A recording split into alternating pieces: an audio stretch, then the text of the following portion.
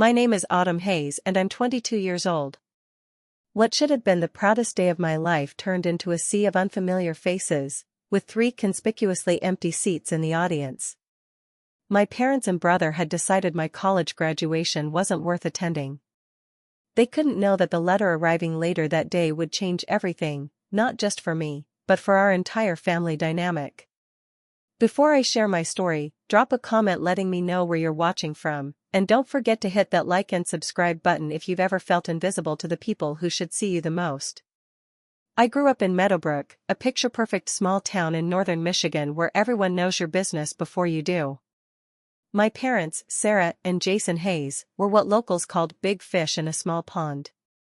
Mom ran the most successful real estate agency in 3 counties, and Dad was a financial advisor whose client list included every business owner worth knowing.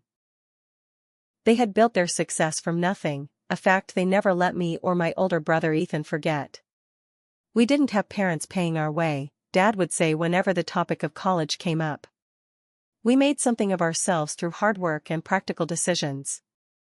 Practical decisions. That phrase became the measuring stick for everything in our household. Ethan understood the game early. He dressed in miniature button-downs by age 8, joined every business-oriented club in high school, and declared a finance major before even receiving his acceptance letter to Michigan State. My parents beamed with pride at every step of his journey.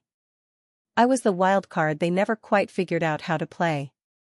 From the moment I could hold a crayon, I was drawing on everything: papers, walls, furniture.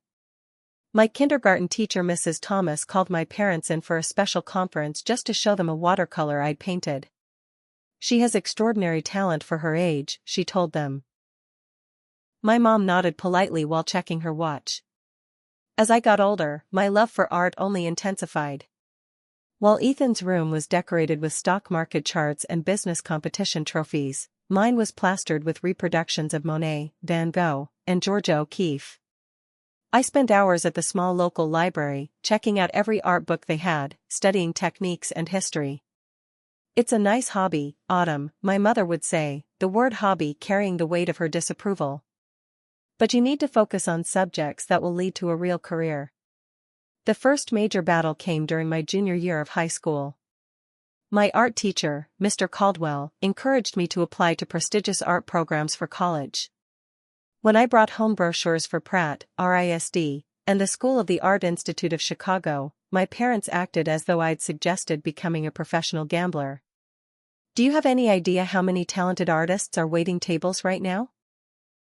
Dad asked, not unkindly but with absolute certainty. We're not spending $100,000 so you can struggle for the rest of your life. But this is what I'm good at, I argued, showing them my portfolio that had already won state competitions. This is what I love. Love doesn't pay the bills, Mom said firmly. You can take art electives while getting a business degree like Ethan. The tension escalated when I applied to art schools anyway, using money I'd saved from summer jobs to pay the application fees. When acceptance letters arrived, including a partial scholarship to Westlake College's renowned fine arts program, my parents remained unmoved. We'll pay for a business degree, Dad stated during a particularly tense dinner. Your choice if you want to take it or not. Ethan, already a junior at Michigan State, watched our standoff with uncomfortable silence. Later that night, he came to my room. Just give them what they want, he advised. Get the business degree, then do whatever you want after. That would be 4 years of my life wasted on something I hate, I replied. Why can't they support what I'm actually good at? He had no answer for that. In the end, I chose Westlake and its scholarship, supplementing with student loans and part-time jobs. My parents' financial support amounted to exactly $0, their way of expressing disapproval without having to say the words. Those first months at college were both liberating and terrifying. I was finally surrounded by people who spoke my language, who saw art not as a frivolous hobby but as a calling and a legitimate career path. My professors recognized my talent immediately, particularly Professor Heather Wilson, who would become my most important mentor. You have a unique perspective, she told me after reviewing my first major project. But I can see you're still holding back. Why is that? I broke down then, confessing my family's disapproval and my fears that maybe they were right, that I was making a terrible mistake. Professor Wilson listened intently before responding. The only terrible mistake in art is not being true to your own vision. Your parents' fear comes from love, but it's misguided. My job is to help you become the best artist you can be. Their job will be to catch up and understand. Over the next 4 years, my relationship with my family settled into a strained pattern. I'd go home for major holidays, where conversation carefully avoided my studies. Ethan graduated with honors and immediately landed a job at a prestigious firm in Chicago. His achievement warranted a huge celebration, with relatives flying in from across the country. "We're so proud to have raised such a practical, successful son," Mom announced during her toast, her eyes darting briefly in my direction. Meanwhile, my own achievements. Winning the department's competitive exhibition space for my sophomore showcase, being selected for a summer residency program, earning the respect of working artists, went unacknowledged at home. If I mentioned these accomplishments, my parents would respond with polite but distant congratulations before quickly changing the subject. "That's nice, honey. Did you hear about Ethan's promotion?" The pattern was so established that I learned to expect nothing more. Professor Wilson became my surrogate cheerleader, attending every exhibition, critiquing my work honestly but supportively, and encouraging me to push beyond my comfort zone. "Family approval is nice," she told me once, "but artistic integrity is essential. One day, they'll see what I see in you." By senior year, I had almost stopped hoping for that day to come. Almost. Senior year brought unexpected momentum to my work. Years of technical practice, creative exploration, and personal growth culminated in a body of work that even Professor Wilson described as remarkably mature for an undergraduate. My thesis project, a series exploring family dynamics through abstracted architectural spaces, was selected for the prestigious senior showcase, an honor given to only 5 students each year. The small gallery in the art building was transformed by my canvases, large-scale paintings depicting interconnected rooms with visible and invisible barriers, colors that bled between spaces but never fully merged, and floating objects that represented unfulfilled expectations. I didn't explicitly tell anyone the work was about my family, but Professor Wilson knew. "You've transformed your pain into something universal," she said at the opening. "Everyone who sees these will recognize something of their own family story." The showcase generated more attention than I'd anticipated. A local arts magazine published a feature on my work, and a small gallery in Grand Rapids expressed interest in including me in an upcoming exhibition of emerging Michigan artists. For the first time, my abstract dream of becoming an artist was materializing into concrete possibilities. With graduation approaching, I felt a renewed hope that perhaps my family would finally see the legitimacy of my path. I sent them the magazine article, the gallery invitation, and enthusiastic emails about post-graduation opportunities one was exploring. Mom replied with, "Glad you're enjoying your final semester. Have you thought about what jobs you'll apply for after graduation?" Dad's responses were even more sparse, "Thanks for the update.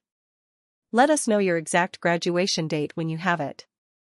Ethan, now fully established in his Chicago finance career, occasionally sent slightly more encouraging texts. "Cool painting in that article. Looks like those monsters from Monsters Incorporated, LOL."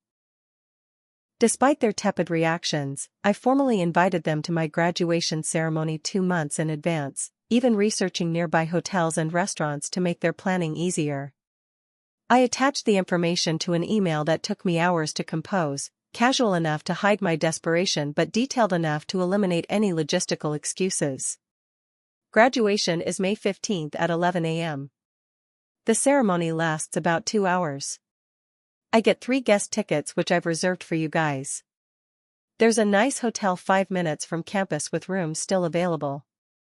I can make dinner reservations for afterwards at either Marcel's, fancy, or the rustic table, more casual, let me know which you prefer. Days passed without a response. Finally, Mom called on a Sunday evening. "Hi sweetie, got your email about graduation." My heart lifted. "Great. Which restaurant sounds better to you guys? Well, that's why I'm calling. There's a bit of a situation with the timing. The situation, it turned out, was that Dad had an important client conference that weekend in Denver. He couldn't possibly miss it. And Mom, naturally, needed to attend the annual charity gala she'd helped organize for the past decade. It fell on the same weekend. What terrible luck. Ethan was in the middle of a major project that had him working 16-hour days. We're just so proud of you for finishing, Mom said, her voice bright with forced enthusiasm. But you understand how these things are. Real-world commitments. Real-world commitments. As if my graduation wasn't real. Sure, I said, the single word carrying the weight of 4 years' disappointment. I understand. We'll plan a nice dinner when you're back home, she promised. Maybe that weekend after? Unless you've already got job interviews lined up? The hopeful note in her voice was unmistakable. After hanging up, I sat on my bed staring at the wall for nearly an hour. My roommate Kimberly found me there when she returned from her evening study session. You okay, Autumn? You look like someone died. Just my expectations, I replied, attempting a laugh that came out more like a hiccup. I explained the situation, trying to keep my tone light, as if their absence was merely an inconvenience rather than yet another confirmation of how little they valued my achievements. Kimberly was outraged on my behalf. That's complete bullshit. Who misses their kid's college graduation? For work stuff? I shrugged. The Hayes family, apparently. Well, my family will cheer extra loud for you, she promised, giving me a fierce hug. And we're definitely going out celebrating after. Her kindness only made me feel worse. I didn't want surrogate family support. I wanted my actual family to show up just once for something that mattered to me. The week before graduation, I received a package from home. For a moment, hope flared. Perhaps a thoughtful graduation gift? Inside was a business attire outfit from an expensive department store with a note in my mother's handwriting, for your job interviews. Love, Mom and Dad. No mention of graduation. No acknowledgement of my artistic achievements. Just another not-so-subtle push toward the life they wanted for me. That night, I called Professor Wilson in tears. They're not coming, I told her. And they sent me interview clothes instead of graduation congratulations. There was a long pause before she responded, her voice gentle but firm. Autumn, I've watched you grow tremendously as both an artist and a person over these 4 years. You've developed a unique voice and vision despite, not because of, your family's support. That resilience will serve you well in the art world, which isn't always kind even to extraordinary talents like yours. But shouldn't they at least pretend to care? I asked. Of course they should, she agreed. Their inability to see your value says everything about their limitations and nothing about your worth. Remember that on graduation day. I tried to take her words to heart as graduation approached, but the ache of their impending absence grew sharper rather than duller. Graduation morning arrived with perfect May weather, sunshine, blue skies, and a gentle breeze that seemed to mock my gloomy mood. I stood in front of my mirror adjusting my cap, the tassel hanging annoyingly in my face. Beneath the black gown, I wore a simple sundress rather than the interview outfit my parents had sent. A small act of defiance. You ready, graduate? Kimberly appeared in my doorway, already dressed in her own cap and gown, practically bouncing with excitement. Her parents and younger brother had arrived the previous evening, taking both of us to dinner and treating me like an honorary daughter. As I'll ever be, I replied, forcing a smile. We joined the stream of black-robed figures heading toward the campus assembly point. All around us, families clutching flowers and balloons called out to their graduates, snapping photos and arranging group pictures.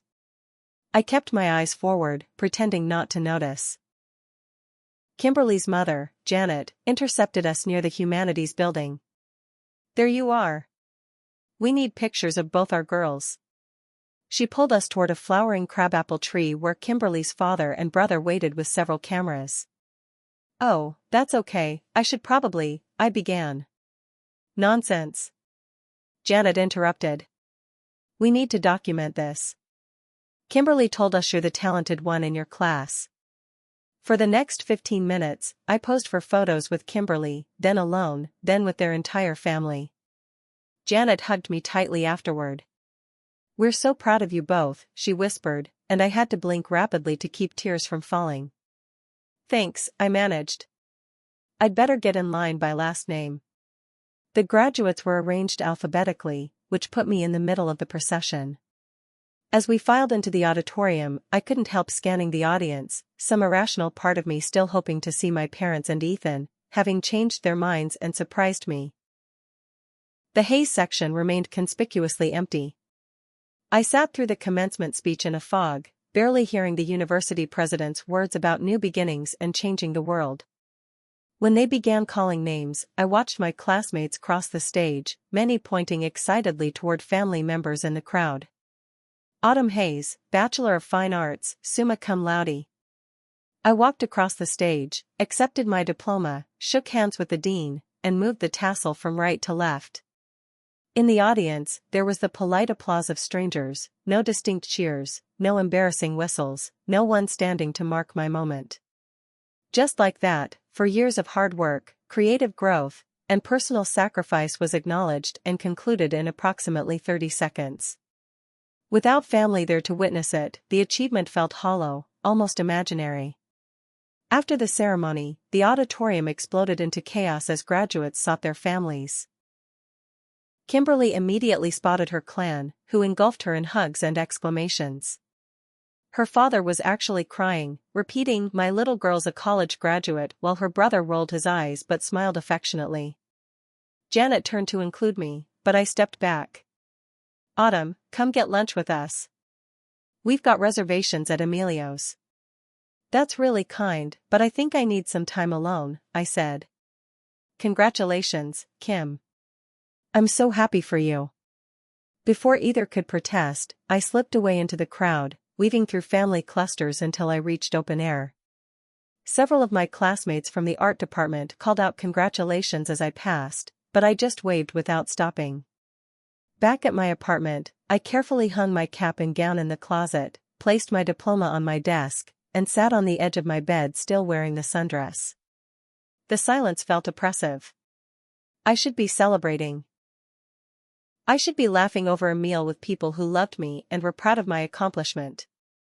Instead, I was sitting alone in an empty apartment on what should have been one of the most significant days of my life. I checked my phone, 2 texts from Kimberly asking if I was okay, a general, "Congrats graduate," message in the art department group chat, and nothing, absolutely nothing, from my family. Not even a perfunctory "hope the ceremony went well" message. Something inside me broke. I curled up on my bed and let the tears come, no longer trying to maintain the facade of being fine with their absence. I cried for the little girl who had once shown her drawings to distracted parents, for the teenager whose art competition wins were met with concerns about practical career options, for the college student who worked multiple jobs to pursue her passion without family support, and for the graduate whose achievement went unwitnessed by the people who were supposed to care the most. I don't know how long I cried before a knock at my door interrupted the pity party. I ignored it at first, assuming it was Kimberly checking on me, but the knocking persisted. "Just a minute," I called, wiping my face and trying to make myself presentable. When I opened the door, I found not Kimberly but a courier holding a large envelope. "Autumn Hayes?" he asked. "Yes, that's me. Special delivery. Needs a signature." I signed his electronic pad, puzzled. I wasn't expecting any packages, and the sender information just listed Harrington Art Institute without further details. "Congratulations," the courier said as he handed me the envelope. "Whatever it is, they don't usually send these unless it's good news." Closing the door, I stared at the elegant cream-colored envelope with the prestigious Harrington logo embossed in the corner. Harrington was one of the most selective art institutes in the country, known for its master's program that launched significant careers. I hadn't applied there, hadn't even considered it, knowing their acceptance rate hovered around 3%. With shaking hands, I carefully opened the seal. The first thing that fell out was a glossy brochure showcasing the Harrington Art Institute campus, a blend of historic architecture and modern studio spaces nestled in the New England countryside. But it was the accompanying letter that made me sink slowly to the floor, my back against the door, heart pounding in my ears. Dear Ms. Hayes, it began in formal typeset.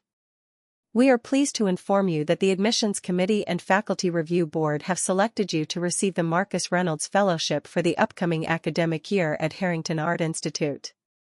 I read the line 3 times, certain I was misunderstanding. The Marcus Reynolds Fellowship? Named after one of the most influential contemporary American painters, it was a full scholarship awarded to only one incoming master's student each year. I continued reading, my hands trembling so badly I could barely hold the paper. Your portfolio submission revealed exceptional technical skill and, more importantly, a unique artistic voice that our committee found compelling and mature. Particularly noteworthy was your thesis series exploring family dynamics through architectural metaphor, which demonstrates both conceptual depth and emotional resonance rarely seen in artists at your career stage. Enclosed with the main letter was a personal note on heavy cardstock, handwritten in bold, confident strokes. Ms. Hayes, your work speaks to complex human truths with subtlety and courage. I look forward to seeing how you develop these themes in our program. Welcome to Harrington. Marcus Reynolds. Marcus Reynolds himself had reviewed my work? Had written me a personal note? It seemed impossible. The final document in the package explained everything. It was a formal nomination letter from Professor Wilson, detailing why she had submitted my portfolio to Harrington without my knowledge. Autumn has persevered through significant personal challenges to develop her artistic voice, she wrote. She has done so without the family support many students take for granted, making her achievements all the more remarkable. Her work addresses themes of belonging, validation, and personal identity with sophistication that belies her years. I believe she represents exactly the kind of emerging talent the Reynolds Fellowship was designed to nurture. Tears welled up again, but these were different from the bitter drops I'd shed earlier. Professor Wilson had seen me, truly seen me, and had taken action to create an opportunity one wouldn't have dared pursue on my own. I was going to Harrington. With a full scholarship. With the personal endorsement of Marcus Reynolds. My phone rang, startling me from my daze. Professor Wilson's name appeared on the screen. Did you get it? She asked the moment I answered, her usually calm voice bubbling with excitement. Yes. I just opened it. Professor Wilson, I don't know what to say. How did you even? I've been planning this since your junior year showcase, she admitted. I've sent exactly 3 students to Harrington in my 20-year teaching career. You're the only one who's received the Reynolds Fellowship. But why didn't you tell me? Because you might have tried to talk me out of it, or worse, you might have second-guessed yourself. I wanted them to see your work without your family's voice in your head telling you it wasn't practical or valuable. She was right. If I'd known she was submitting my portfolio to Harrington, I would have been paralyzed with doubt, hearing my parents' voices questioning the practicality, the likelihood of success, the foolishness of artistic ambition. I don't know how to thank you, I said, my voice cracking. You thank me by going to Harrington and becoming the artist you're meant to be, she replied simply. Now, who have you told? Your family must be over the moon. The question brought me crashing back to reality. They don't know yet. They didn't come to graduation. There was a long silence on the line. I'm sorry, Autumn. I had hoped. It's okay, I said automatically, though we both knew it wasn't. I'll call them tonight. After we hung up, I sat surrounded by the Harrington materials, turning Professor Wilson's question over in my mind. How would my family react? Would this finally be enough to prove the validity of my chosen path? Or would they find some way to diminish this achievement too? I picked up my phone, pulled up my father's number, and hit dial. The call went straight to voicemail. He was probably still in his Denver conference. I left a brief message asking him to call me back about some exciting news. Next, I tried my mother. Same result, voicemail. Her charity gala must be underway. Finally, I texted Ethan, got some major news today. Call when you can. His reply came almost immediately, congrats on graduating. In meetings all day. What's the news? I stared at his message, suddenly reluctant to share my accomplishment via text message after receiving no acknowledgement of my graduation. A strange calm settled over me, replacing the hurt and disappointment that had defined the day. They hadn't been there. Not just physically, they hadn't been there for me emotionally throughout this entire journey. And now, at my moment of greatest validation and triumph, I couldn't reach them. Almost without conscious decision, I opened Instagram and took a photo of the Harrington letter alongside my diploma. I rarely posted personal content, using social media mainly to share my artwork. But this felt necessary. A declaration of self-worth. I wrote a caption that came from the deepest part of me. Today I graduated summa cum laude with my BFA, though there was no one in the audience to witness it. My family couldn't make it, too busy with work and charity events. But this letter arrived right after the ceremony, and it changes everything. I've been awarded the Marcus Reynolds Fellowship at Harrington Art Institute, full scholarship for my MFA. Turns out you can succeed in art without family support. You just need to believe in yourself when no one else does. Special thanks to Professor Wilson, who saw my potential when my own family couldn't. My finger hovered over the share button. This wasn't like me. I didn't air family grievances publicly. I didn't seek validation from strangers online. But something fundamental had shifted inside me today. I was done pretending everything was fine. Done minimizing my achievements to make my family comfortable. Done hiding the pain of their absence. I pressed share and set my phone aside, suddenly exhausted by the emotional roller coaster of the day. I lay down on my bed, still in my graduation dress, and fell into a deep sleep surrounded by the papers that represented a future I had earned entirely on my own merit. I woke to my phone buzzing incessantly against my nightstand. Disoriented, I reached for it, squinting at the screen showing 7 missed calls, 12 text messages, and a flurry of Instagram notifications. The digital clock read 7:32 a.m. The missed calls were from both parents and Ethan, all starting around 6 a.m. The text messages followed a similar pattern of escalating urgency. Mom, 6:03 a.m. Autumn, please call us as soon as you get this. Dad, 6:15 a.m. Your mother and I need to speak with you. Call immediately. Ethan, 6:22 a.m. What did you do? Parents are having complete meltdowns. Call them. As I scrolled through the notifications, still foggy with sleep, the memory of last night's Instagram post came rushing back. I hadn't expected such an immediate reaction. They must have woken up to an avalanche of messages from family, friends and acquaintances who'd seen my post. My phone began vibrating again, Mom calling. Taking a deep breath, I answered. Hello? Autumn Elizabeth Hayes. My mother's voice was tightly controlled, but I could hear the tremor beneath her composure. What were you thinking, posting something like that for everyone to see? No congratulations. No questions about the fellowship. Just concern about appearances. I was thinking that it was the truth, I replied quietly.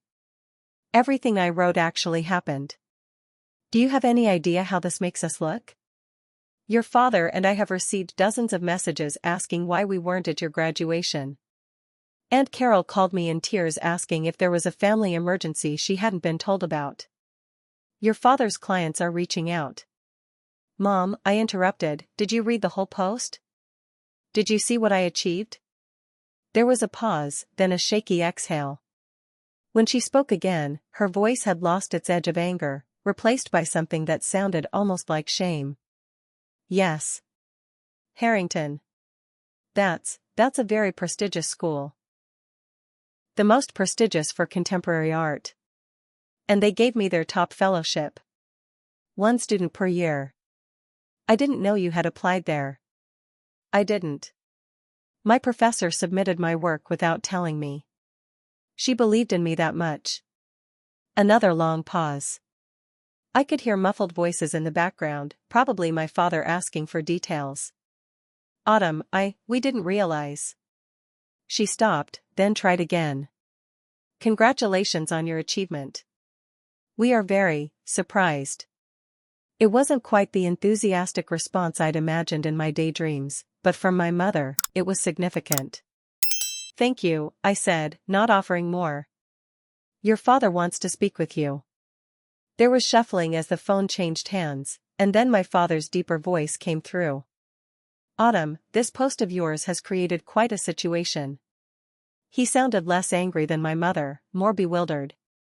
I've got business associates asking if everything's all right with our family. I'm sorry if my honesty was inconvenient for your networking, Dad. He sighed heavily. That's not, look, this Harrington thing. Is it really as significant as it seems? I'm looking it up now, and the acceptance rate is 3% for the regular program. The fellowship I got is given to one student each year. That's an acceptance rate of a fraction of 1%. A long whistle. And it's a full scholarship? Yes. Including a stipend for living expenses. Well. He cleared his throat. That's certainly practical. I nearly laughed at his use of the word that had been weaponized against my choices for years. Now he was scrambling to categorize my artistic achievement in terms he could understand and approve.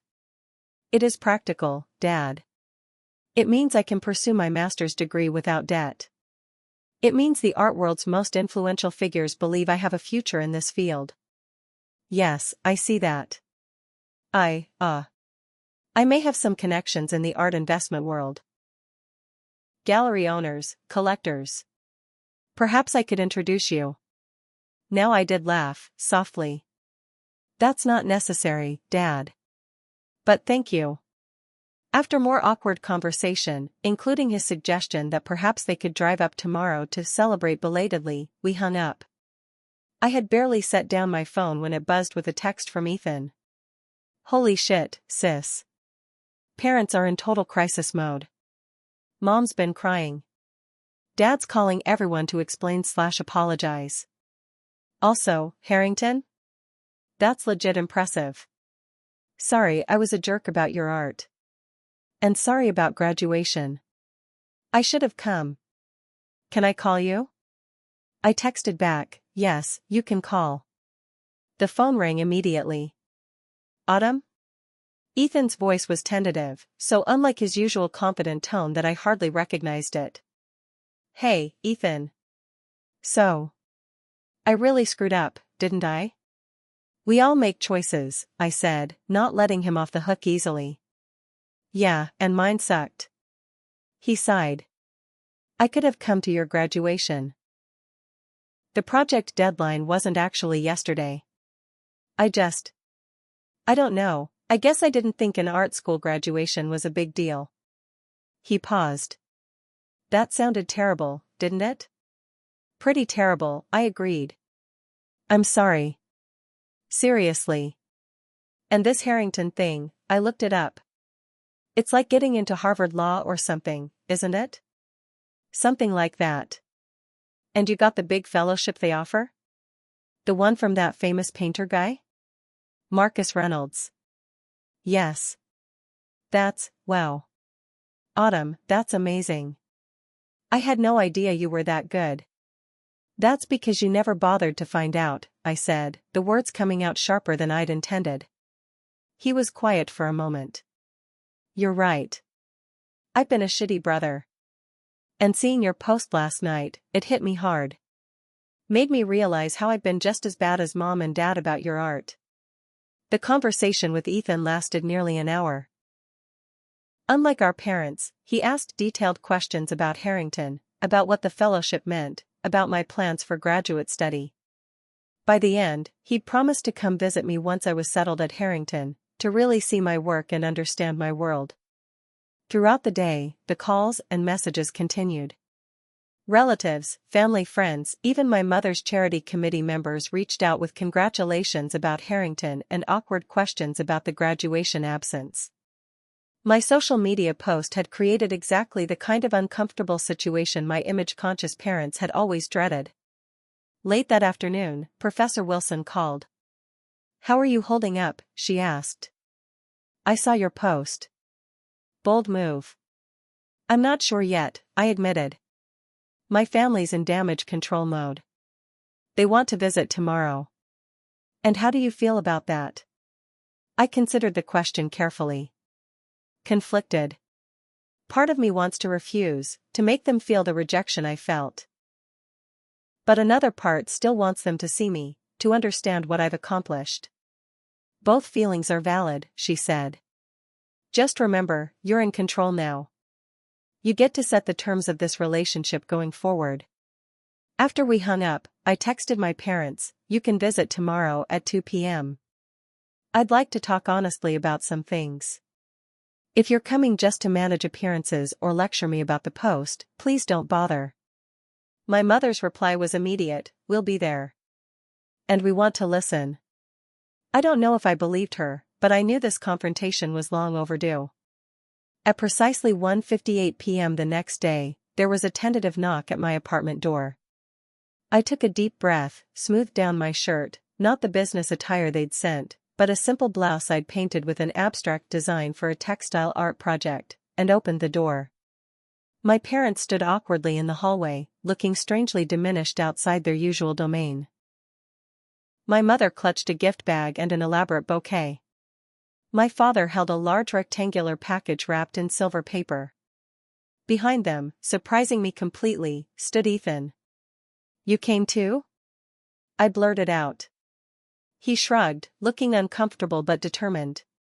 "Took a personal day. Figured this was more important than budget forecasts." I stepped back to let them enter, suddenly self-conscious about my small student apartment with its paint-splattered furniture and canvases stacked against every wall. "So this is where you've been living," my mother said, glancing around with an unreadable expression. "It's very artistic," my father finished diplomatically. "It's a mess," I acknowledged, "but it's home."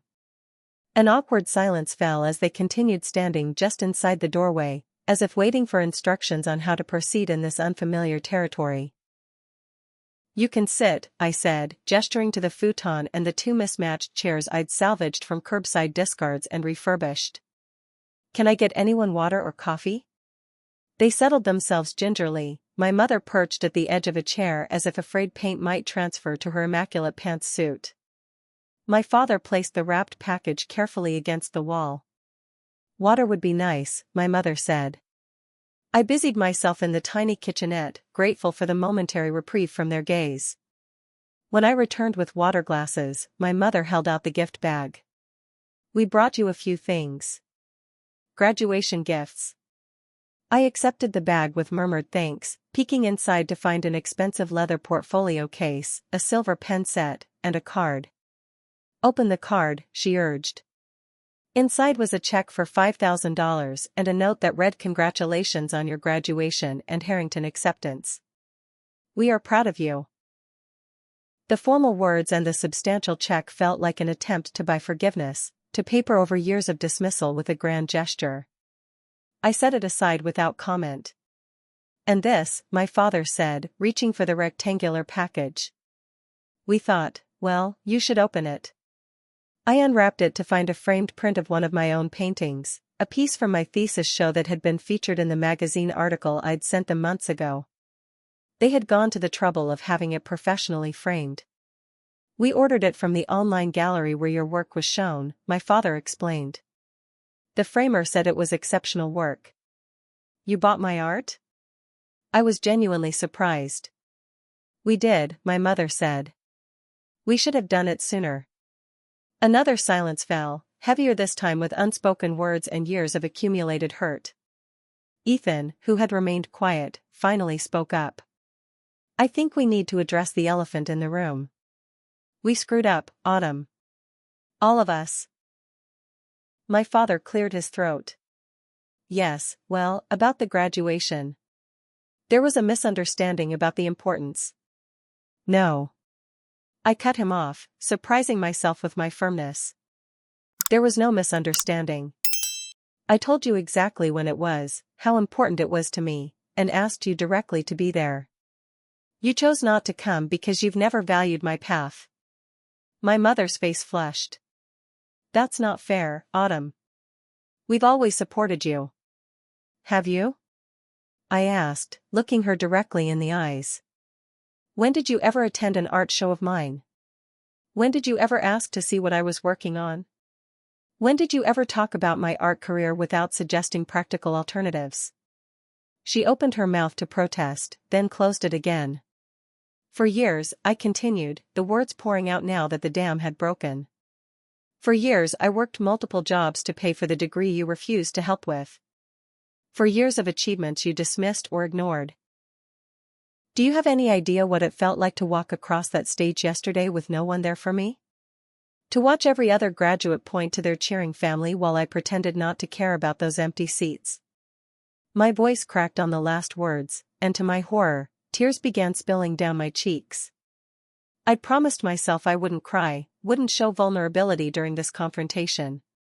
Unexpectedly, it was my father who spoke next, his usual confident tone replaced by something hesitant and raw. You're right, he said simply. We failed you. My mother made a small sound of protest, but he held up his hand. No, Sarah, we did. We convinced ourselves we were protecting her from a difficult path, but really we were just imposing our own limited vision on her. He turned back to me. I built my life on the premise that financial stability equals success. Your mother and I both came from nothing, and we fought so hard for security that we made it our only definition of achievement. We were afraid for you, my mother admitted, her carefully applied makeup now streaked with tears. Every time you talked about being an artist, all I could think about was struggle and disappointment. I thought I was protecting you from that. But that wasn't your choice to make, I said. And what hurts most is that you never even tried to understand my world. You never gave me the chance to show you why this matters to me. Ethan leaned forward. I've been the worst of all because I knew better. I saw how much your art meant to you, but I went along with Mom and Dad because it was easier. Because it made me look better by comparison. He reached for his phone, scrolled briefly, then held it out to show a social media post, my classmate Zoe's Instagram story from the senior showcase, where my work was prominently featured. I saw this months ago and didn't even tell you I'd seen it. Your work is incredible, Autumn. I was jealous that you had found your passion so clearly while I was just following the script our parents wrote for me. My mother wiped her eyes. When we saw your post yesterday, when we started getting all those calls and messages, at first I was just mortified about how it made us look. But then I realized what we'd done. How we'd failed you when you needed us most. She reached for her purse and pulled out her phone, scrolling through until she found what she was looking for. This is what really made me understand, she said, passing me the phone. It was a message from her friend Diane, whose daughter had been a year behind me in high school. Sarah, I had no idea Autumn was so accomplished in her art. My Katie has been following her work for years and says she's considered a rising star in contemporary painting. How could you miss her graduation when she's doing so well? Is everything okay with your family? My mother continued, all these years, I'd been bragging about Ethan's conventional success while completely missing that you had earned respect in your own field. That people I know admire your work. I was so focused on what I understood that I refused to see your achievements for what they are. My father, looking more vulnerable than I'd ever seen him, added, when I researched Harrington last night and saw what you've accomplished, the competition level, the prestige of this fellowship, I realized I've been viewing your art through the narrow lens of my own limitations. I don't understand art, so I dismissed it as impractical rather than admitting my own ignorance. We've been wrong, my mother said simply. And we're so sorry, Autumn. The apology hung in the air between us. Part of me wanted to accept it immediately, to embrace the reconciliation I'd longed for. But another part. The part that had been dismissing for years, whose graduation day had been ruined by their absence, held back. I appreciate your apology, I said carefully. But I need you to understand something. I'm not looking for your approval anymore. I've stopped needing it to validate my choices. I stood and walked to a stack of canvases leaning against the wall, selecting one and propping it on my easel. It was a self-portrait, not realistic but emotionally representative, a figure standing alone but strong, surrounded by architectural elements that both constrained and supported the central image. "This is who I am," I said, gesturing to the painting. "I create work that speaks to human experiences of isolation, belonging, and self-definition." The Harrington Committee saw value in that perspective. Professor Wilson saw it years ago. I need to know if you can see it too, not because it's being validated by prestigious institutions, but because it's your daughter's authentic voice. My mother approached the painting slowly, studying it with an intensity I'd never seen her direct toward my art before. After a long moment, she reached out, her fingers hovering just above the surface where thick impasto paint created a boundary between the figure and the surrounding environment. "I see struggle here," she said softly. "And strength. Is this how you felt? Constrained but holding your ground?"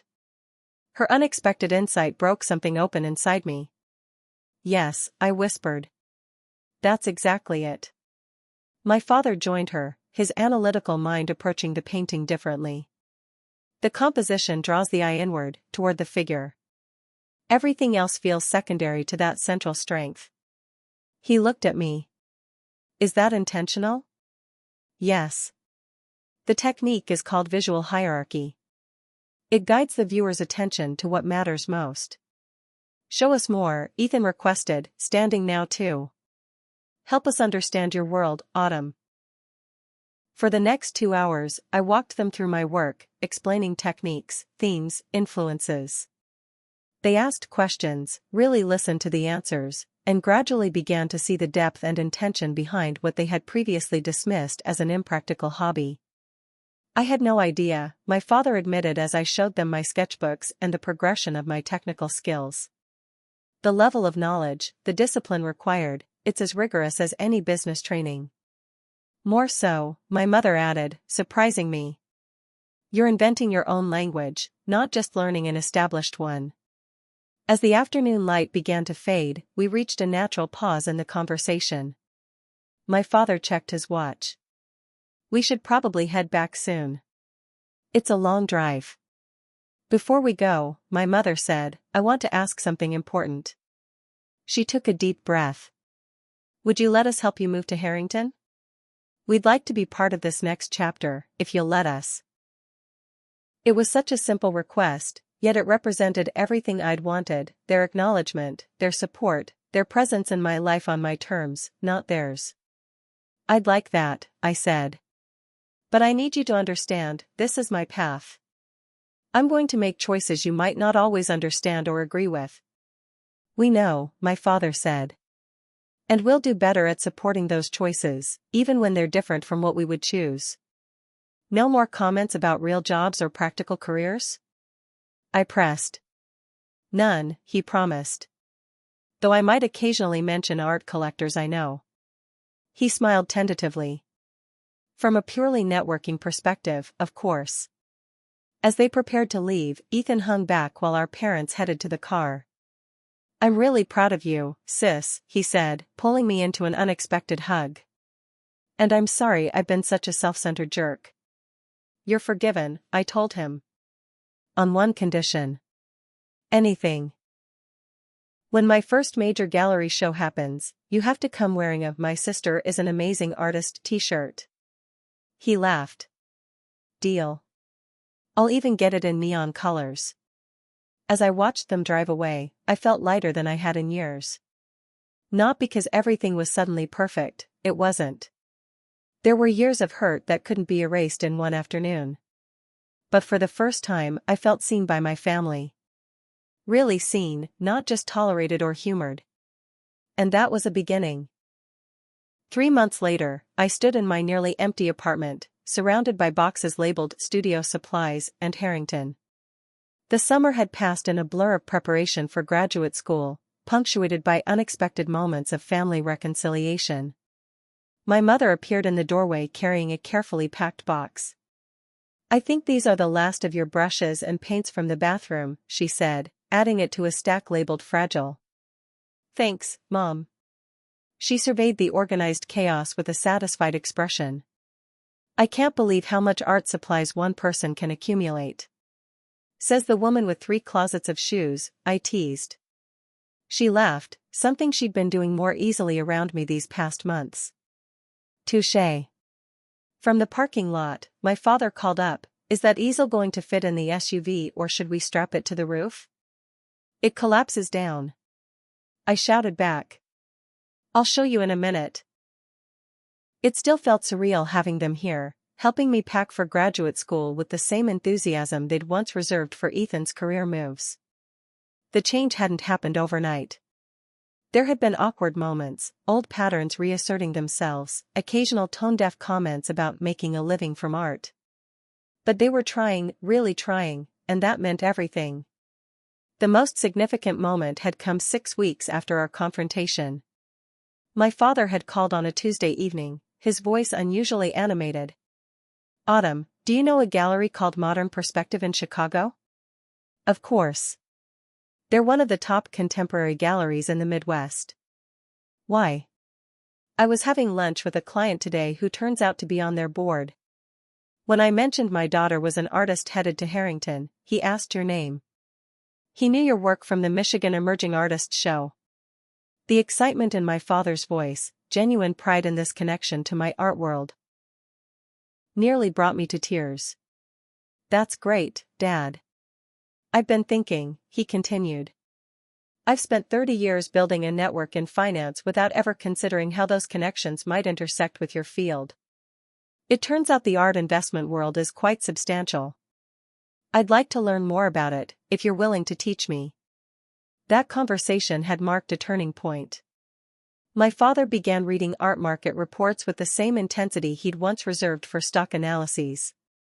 My mother started accompanying me to local gallery openings, tentatively at first, then with increasing confidence as she learned the language and protocols of the art world. They were building bridges to my reality rather than expecting me to abandon it for theirs. Even Ethan had made efforts to understand my world. He'd visited twice over the summer, once bringing his new girlfriend who turned out to have an undergraduate degree in art history. During their second visit, he'd asked to purchase one of my smaller paintings for his office. "I want to be able to point to it when clients ask and say, 'That's my sister's work. She's going to be famous someday.'" The graduation wounds were healing, though not forgotten. A month after the confrontation, my parents had arranged a small celebration dinner, inviting Professor Wilson and a few of my closest art school friends.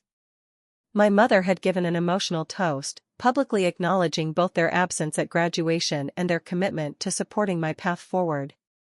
"We missed witnessing an important milestone," she'd said, voice wavering. "But we're grateful for the chance to celebrate the exceptional daughter and artist we're still getting to know." Now, as we prepared for the drive to Harrington, my father entered carrying a large flat package. "Before we finish loading, I thought we should give you this. A combination graduation and going away gift." I unwrapped it to find a professionally taken family photograph in an elegant frame. It had been taken 2 weeks earlier, with all of us posed in my studio space.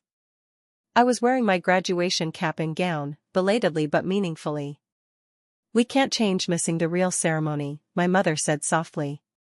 "But we wanted you to have a graduation photo with your family." I traced the frame's edge, emotion tightening my throat.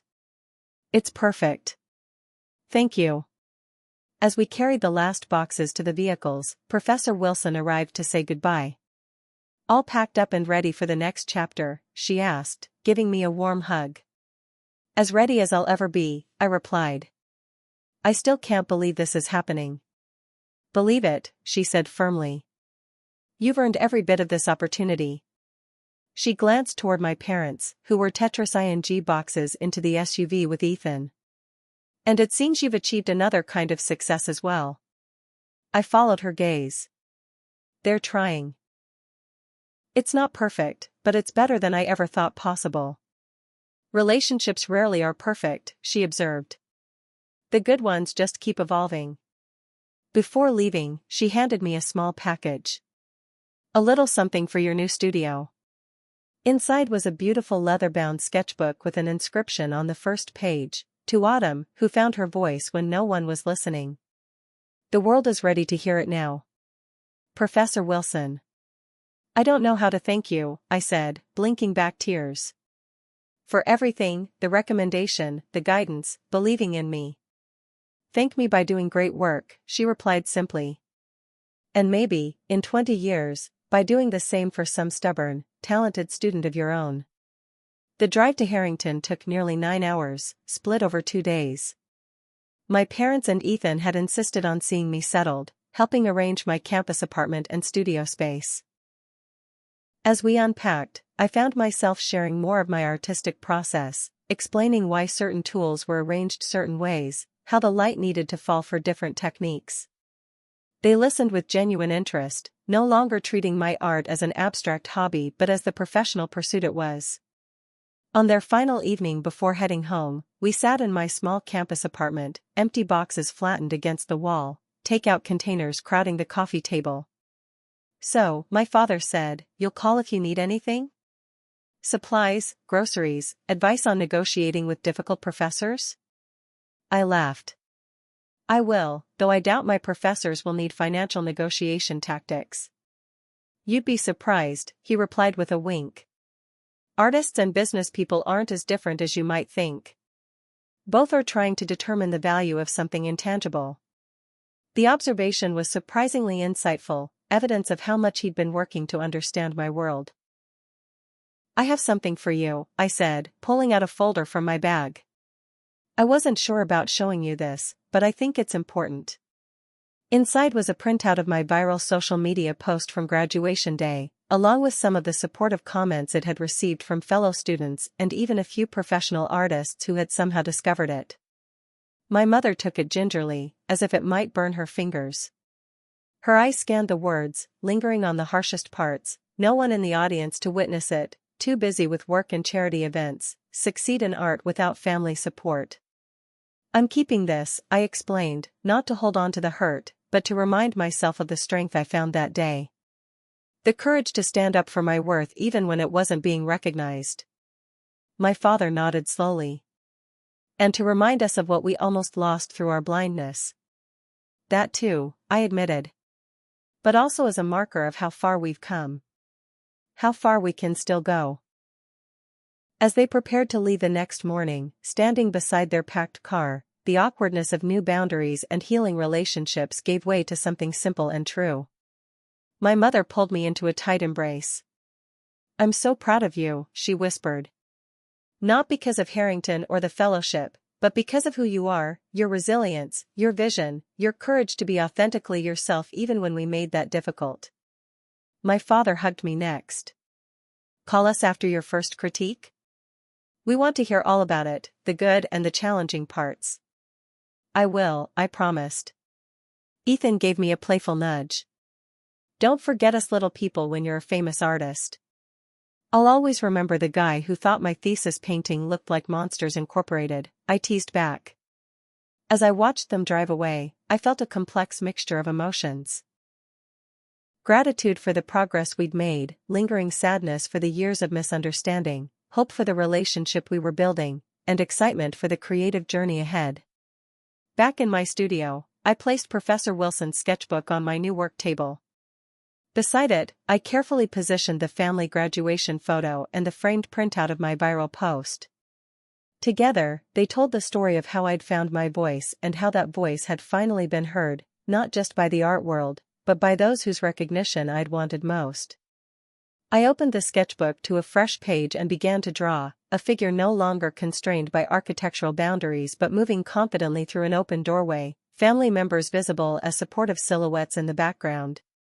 The composition spoke of transformation, of relationships rebuilt on authentic foundations. As the sketch took shape beneath my pencil, I realized that the letter that had changed everything hadn't just secured my professional future, it had catalyzed the honest confrontation my family had needed for years. Sometimes we have to stand completely alone, I thought, before others can truly see our strength. I added final details to the sketch, signing my name in the corner with a new confidence. Tomorrow would bring the first day of classes at Harrington, the beginning of a creative journey I had earned entirely on my own merit. But unlike the lonely graduation day that had preceded it, I would walk into this new chapter knowing that my family was finally learning to see me, truly see me, for who I was. And that made all the difference. If you've ever had to stand up for yourself to get your family to see your worth, I'd love to hear your story in the comments. Has a moment of recognition or achievement changed how your loved ones viewed you or your choices? Remember to like this video if you found Autumn's journey meaningful, subscribe for more stories of personal triumph over family disappointment, and share with someone who might need the courage to stand in their truth today. Thank you for listening, and remember that sometimes the most profound growth happens when we finally stop seeking external validation and instead trust in our own vision.